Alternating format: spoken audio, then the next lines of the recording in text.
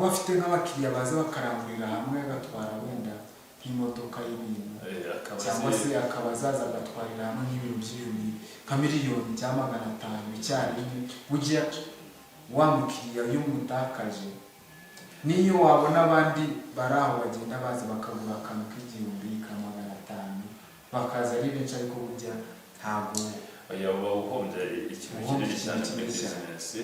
Ntabwo umukiriya uzaza uhoraho, tuvuge uhoraho, kuko wenda uyu munsi araza akarangura agiye nawe gucuruza, iyo agiye gucuruza ibyo bishize arakugarukira. Ubwo rero niyo mpamvu umukiriya nyirizina umwizerwa ari ingenzi kugira ngo ya bizinesi yawe ihore itera imbere, kuko biba byiza nuko ugenda wunguka n'abandi.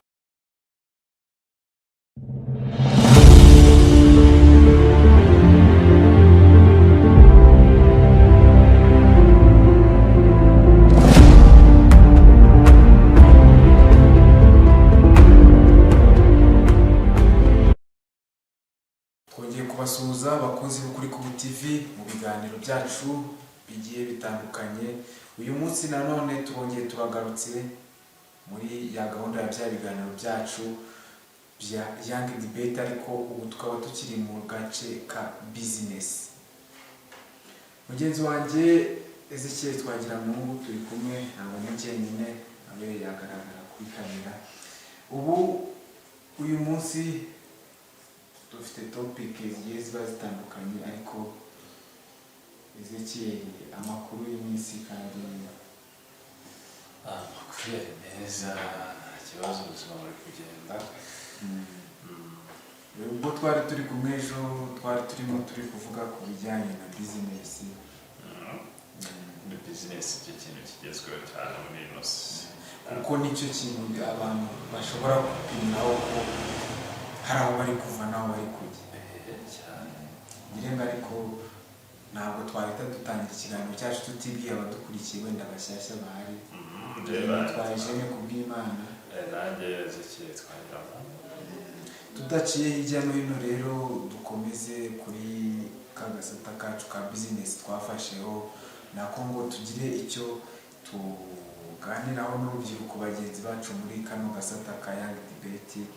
Ubushize twari turimo turebera hamwe ibintu bitanu ushobora kugenderaho kugira ngo utangize business ahantu runaka. Niho twari turinira abashyaka icyo kiganiro duheruka mu byerekeranye na business. Ubwo twabonaga ko umuntu agomba kureba se hano agiye gukorera abakiriya, se hari infrastructure n'ibindi byinshi bitandukanye. Uyu munsi rero ntabwo twagiye kure n'ubundi muri business, twaje kureba byibuze ngo tumenye cyangwa se turebere hamwe byibuze ibintu bine bishobora kugufasha muri business yawe kugira ngo igire aho iva, igire n'ahita itere imbere kwa business, no kugira ngo ibone amafaranga menshi kandi yiyubaka apana gusubira hasi. Birumvikana amafaranga yabaye menshi burya business ibirimo igenda inagukira cyane. Rero tudatinze cyane muri business, kugira ngo twizere neza ko business yacu ishobora gukomeza gutera imbere, icyambere tugomba kugira abakiriya babizeye, cyangwa se abakiriya bahoraho, babakiriya bacu bahoraho, atari babandi baraza buri munsi ngo yaguriye aha ejo yaguriye aha. Biba byiza burya bifite abakiriya bahoraho, ibyo bakugurira bya bintu, ibyo bintu biba ari byiza. Buriya iyo tuvuze abakiriya babizerwa nk'abantu bacuruza, urugero babura abantu bari nk'abasupplier cyangwa se abantu bacuruza ariko baba baranguza, bano bantu baranguza ibintu byinshi.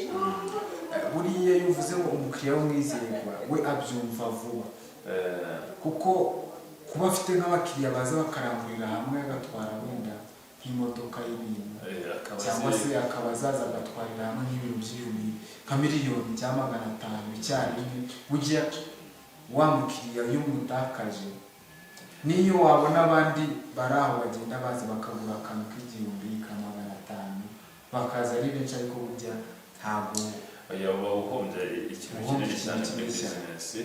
Ntabwo umukiriya uzaza uhoraho, tuvuge uhoraho, kuko wenda uyu munsi araza akarangura agiye nawe gucuruza iyo agiye gucuruza byo bishize arakugarukira.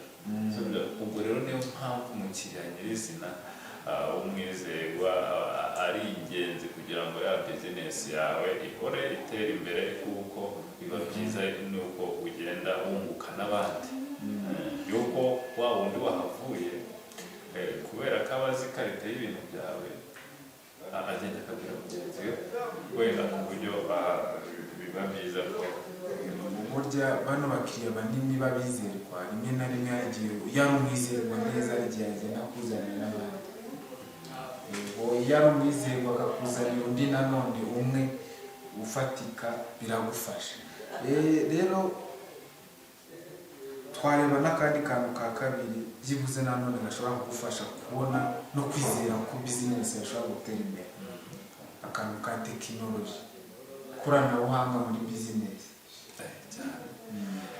Bizinesi nanone tugezemo kuri iki gihe tugeze mu iterambere rya tekinoloji, burya niyo mpamvu nayo iba ikenewe kugira ngo tuzabashe no kuba twagera ku masoko yagutse.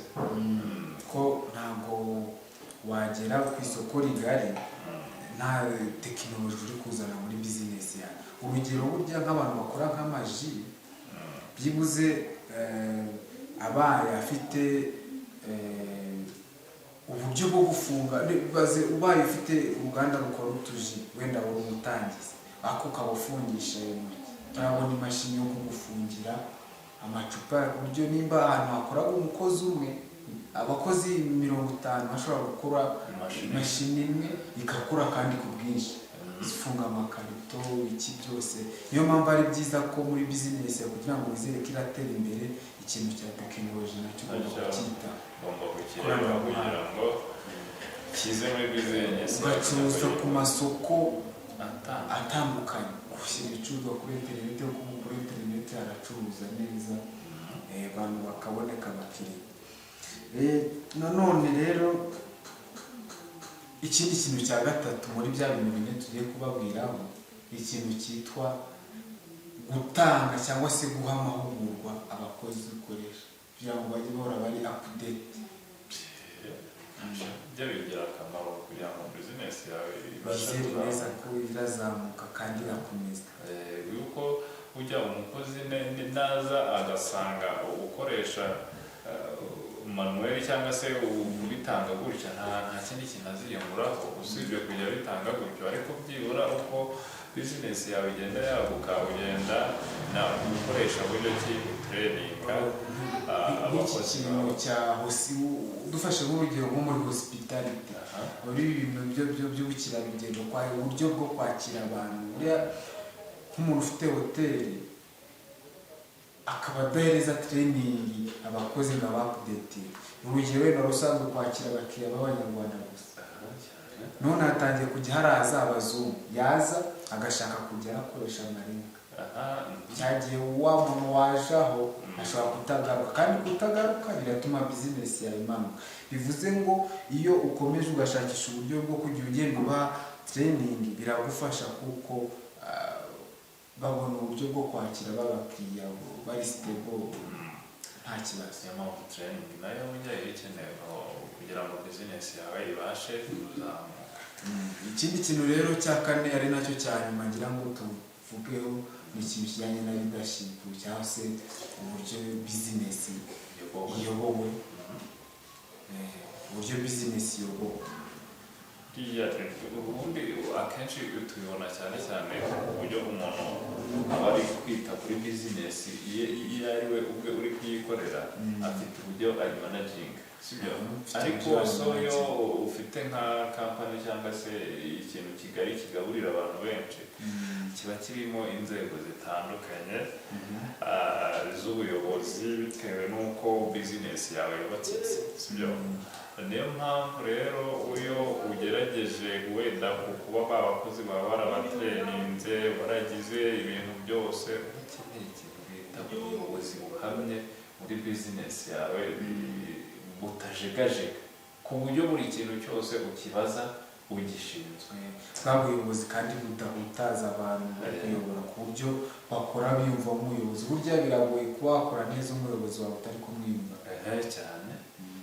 Yuko nyine nawe ukwiye, nimba nawe uri nyiri bizinesi ukwiye kumanuka ugasabana nabo kugira ngo bakwiyumvemo, basange ko muri mu gikundi kimwe cya bizinesi, ka kazi kawe ubashe kugakora nta kibazo bafite bitewe n'uko bakwiyumva cyane.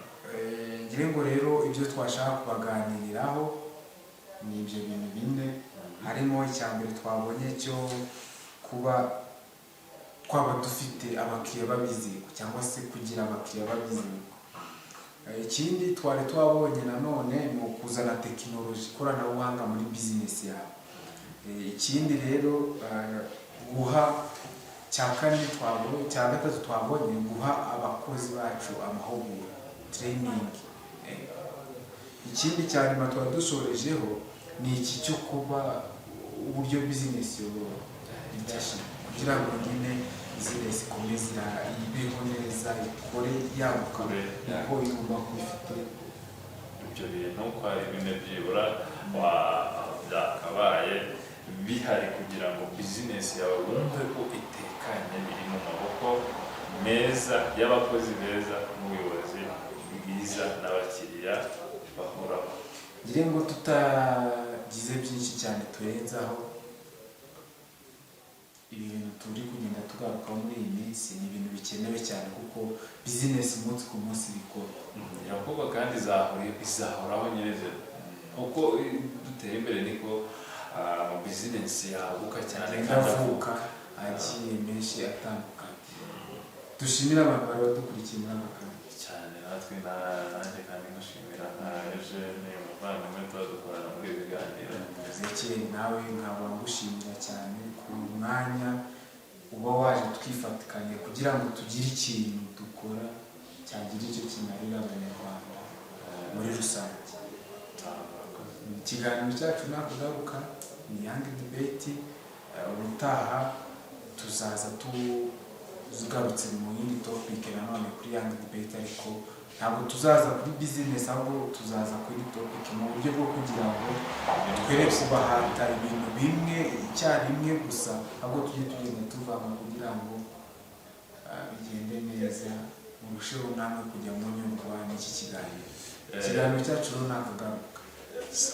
Ndamushimiye cyane kuko dusanzwe tubikora, nta mpamvu yo kugenda nagukoze mu kiganiro. Nawe utaha.